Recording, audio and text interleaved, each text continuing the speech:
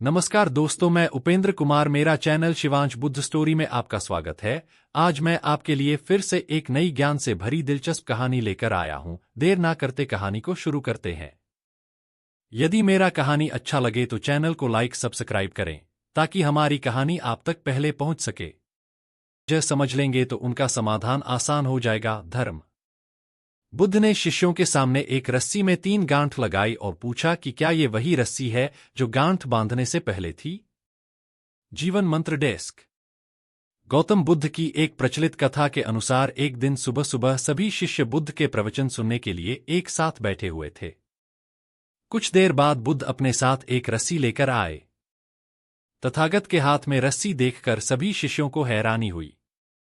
बुद्ध अपने आसन पर बैठे और उन्होंने रस्सी में एक के बाद एक 3 गांठ बांध दी। इसके बाद उन्होंने शिष्यों से पूछा कि क्या ये वही रस्सी है जो गांठ बांधने से पहले थी।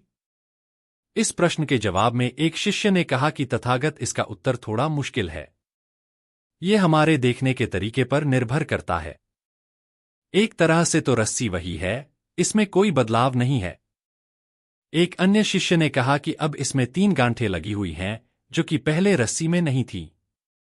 इसे बदला हुआ भी कह सकते हैं। कुछ शिष्यों ने कहा कि वास्तव में मूल रूप से रस्सी वही है, लेकिन बदली हुई दिख है, लेकिन इसका मूल स्वरूप बदला नहीं है। शिष्यों की बात सुनकर बुद्ध ने कहा कि आप सभी सही बोल रहे हैं। अब मैं इन गांठों को खोल देता हूं। ये बोलकर बुद्ध रस्सी के दोनों सिरों को खींचने लगे। बुद्ध ने पूछा कि क्या इस प्रकार रस्सी की गांठें खुल जाएंगी।